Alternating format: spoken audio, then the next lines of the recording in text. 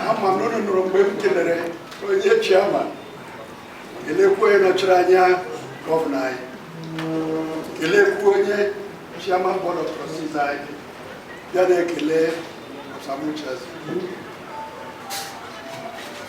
ana m anabata mmadụ niile n'ebe a n'aha nzukọ ala Igbo Development Foundation. This program I bụ n'obi n'oge anyị nụnụ ga-anọkọ tinye echiche ọnọdụ anyị nọ na Naịjirịa ka ndị Igbo tinyekwana echiche ntụpụta ebumnobi nzukọ ADF ya nzukọ jikọrọ ọtụtụ ndị ama ama ụmụ Igbo ndị nọ n'ọnọdụ dị iche iche ma akụchi n'ụka anyị nwere many archbishops ịbịa na political leadership anyị nwere many former governors, former ministers ịbịa n'ọnọdụ ọchịchị obodo chief na ebe a nọchiri anya Obi of Onitsha Agbogide, one of the major inspirers of Ala Igbo Development Foundation. Ihe anyị na-eme taa wee gaa n'iru na mmalite atụmatụ ndị ADF wetara maka development of Ala Igbo. Mgbe anyị malitere ikwu okwu ihe gbasara otu anyị nwa ndị Igbo akụnụba anyị niile nọ na mba, ụmụaka anyị na-ekorogharị, unemployment, poverty ju ebe niile. Mgbe anyị ga-amalite anyị si na ọ dị mkpa ka anyị bụrụ ụmụ Igbo niile ndị na-ebe dị iche iche ha na-enwe ike ha lọbata wetatata akụnụba na ụba ndị a niile. Chetakwa ha si na Nigeria nọ n'ime ya dịka ya hụrụ mmadụ o nwere chronic disease ya dịka so nwere ọrịa obi na-enweghị ngwọta, and each time a na-enwe eruption ọ ndị Igbo na-asọfa.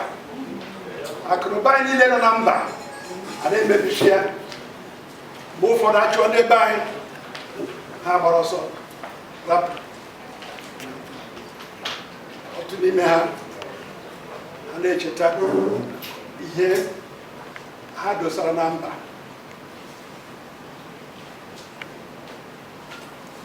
Anakwa adị ile họrị ịgba ọsọ ọ ndị a ndị anyị na-anụ many time a na-egbuchi ha.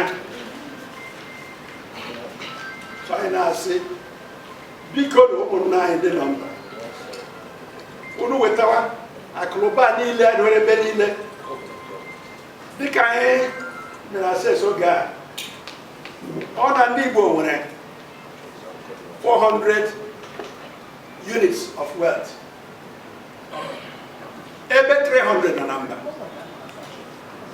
Anyị bidoro jee ụmụnna anyị dị n'ugwu, anyị kpọkọọ ha na Abuja. Onye wụrụ chairman nnọkọ anyị ga-awụ Professor Charles Lemon Sam. The guest of honor Agbogide. Anyị eche Lagos kpọkọ ndị ke nọ Lagos n'Ibadan. Onye wụrụ chairman nnọkọ anyị ga-awụrụ Professor Anya Agbogide kwa the guest of honor. Anyị share kpọkọ businessmen niile anyị nwere na Enugu. Anyị kpọrọ nke ahụ first business conference of Igbo leaders. Ọtụtụ ndị niile na-ekwu okwu aka anyị nwere na akụnụba bịara nzukọ ahụ. Chika sị na wee nọsị ma pati Naịjirịa ma ihe na-achọ manage what you may have.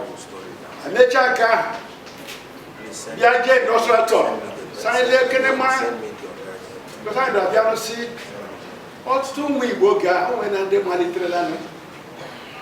In a mepe, it's here to go back. You mean personally, I agent Nostrator now, and I'm state. So, no, Lord, the boy is good. The back I know. Ya goes in Chijai. I ain't Jenna, innocent motives. Right, all over hopeless. I ain't sheer garniture. Got all the industrial, we are garniture. Oh, back I'm rotting here from Nanya. I hear about vegetable oil. The industry. They produce vegetable oil. Enjoy the general manager say, you didn't even know vegetable oil and Indonesia. Yeah, so palm oil, palm kernel. You say, can they put negative with here? What's all from Edo State? And when I go try, I know where I am. The Malaysia, the Kaima. Incidentally, back I actually went there, palm today. All the way back, I had that. Yeah, when it back, I got the back. I leave. And you check out money in the sick in those days. They can now about some of our friends today. Okay, on a university in the 70s. Many of the chaps there are doing they are take up program. Only they made diploma in agriculture. And they were recruited, appointed, given scholarship by offer administration. Okay, came all the plantations, palm plantation, cashew plantation, rubber plantation, all over the whole place. Where cattle ranches, no good. Where industrial estates. Identified all the food basket zones I wanted. One of them was also one. They invested so much that along the line, when they crumbled, I got you. And you're getting 1998. Okay, and me and I for Uzuka. Can you walk on the time? My batch say, you get hand over power. No, can you? We do try for Dr. G34. Okay, Egypt. Put a equipment, we are very close. I have ways, trying to put on there. I even know go one in this batch. I am not having it. Chair. When they chair,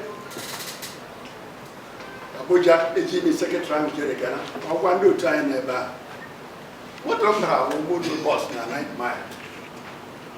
That boss, one year in a share by Black Urapo, a boss, particularly also got be very famous. A week, you need the dealing by Jiha. Now, there, night boss, I remember, boss came that night. Now, from Nonella or Fat Rotten Cassava. My nature, there's no condition I cannot. I can feel comfortable in heaven. I can also feel comfortable, not in hell, but a place that in heaven. So, I am, of course, very about nation. By the time I did go nobody issue. I am the dark from my friends. I'm working philosophy. The problem of the world today, why slavery may become natural to the slave, why poverty may become natural to the poor man. If you keep living the life of slavery, so long, life of poverty for so long, you saw your nature. So by the time the rabbi and the shell and night man, by the global life, you get the issue of that. And you're not early in the morning and drop on at the best. But at that time, and they shape a really. But some 3-4 months ago, they buy along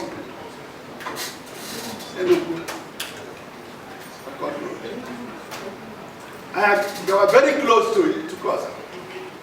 When boss trailer Lagani Huay, when you get close, or near she, I have a fair. Near home checkpoint, I have possible. I was there. By an aside move, she has issue. I do a hand. So I didn't she. That's not a Casa. Never what's what she would a number of times, age of them now, or wait a market. A bed trailers near Shabugunabia, and they bush they bush tomato, they bush also, and so on. It's a big share. It's dentally. They can here's of Egypt. Part of the things defeating and the war called hunger. But of course, recently, that threatened us. I'm nonsense, cut off supply foods. So, about that, to arrange all the Macanye, Tieku, as part of our program, part of our campaign. I am Bidonia Kenway. I gave video, I hope program, honestly, they go in detail our thought on it. Very profound thought. We did not watch it after it. We let down, I guess, send through the video. This is a documentary. We did not watch it at all. It's China now, and Burundi. All the very profound. But one joy I want, one consolation I want, as we're going on, God is revealing to us already. No one, no Igbo. From before you He has been piloting them, directing them along this course, the very necessary now. Yeah, many of our chaps using non-agriculture, they produce food, different kinds of food. One them more can not get back. Remember, I said they were chairman. They are saying Proffer, Mapania and agriculture. They are calling the major force in this new movement. They are one name.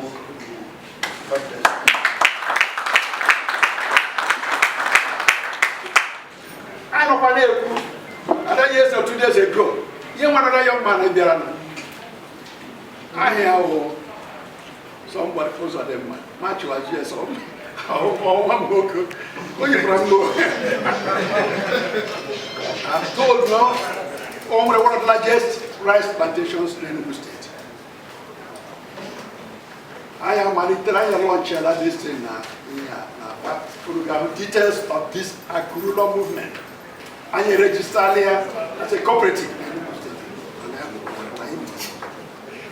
I may appoint a committee chaired by one of our very eminent former commissioners, Abiyike, former deputy chairman of the popular 19 worker.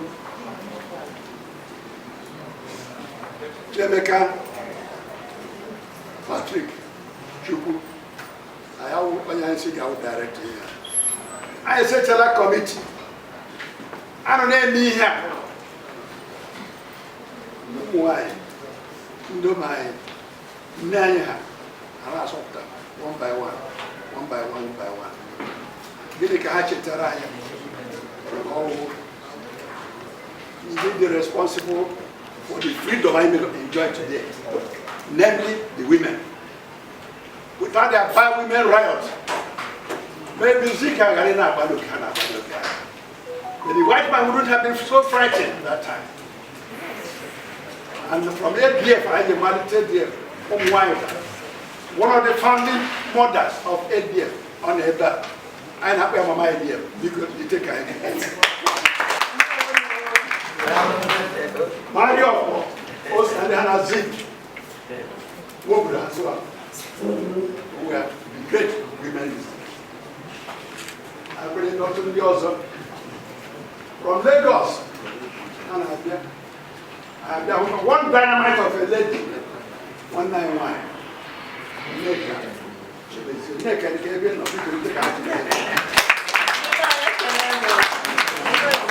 Neka comes to Enugu almost every 2 weeks. Mine never government who pushed the line in Africa. Mine the Jamie expect land in Leru. Mine the launch here. I mean, the couple of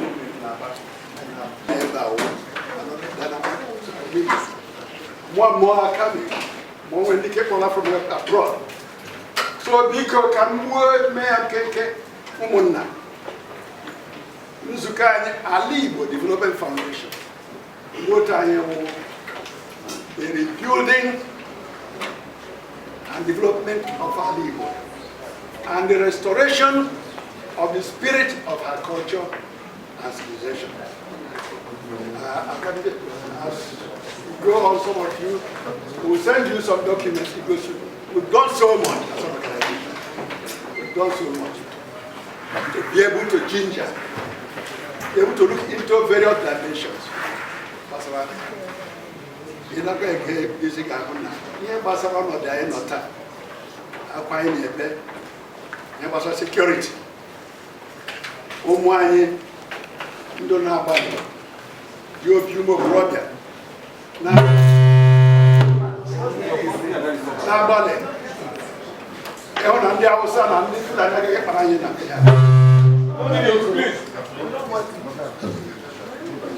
Now, we've been in touch with them, doing all we can to encourage them and also to show them the way to go. To show them the way to go. Kembo, obodo na-enweghị ụmụ okorobịa omishiri ike obodo a adịm sorry for unu. Obodo na-enweghị ụmụ okorobịa ha nwere ike ịkpọsị lọghachi n'azụ chere ihe kere obodo a dịkwa na trouble. We've been doing all we can to make sure ụmụ okorobịa anyị. These are rural movements. Ndị anyị bụ n'obi first and foremost all the youth. I've been very happy. My Excellency Igbo Gosimu Dona. Kia Wanane producing food and other things. Kia giving training to work.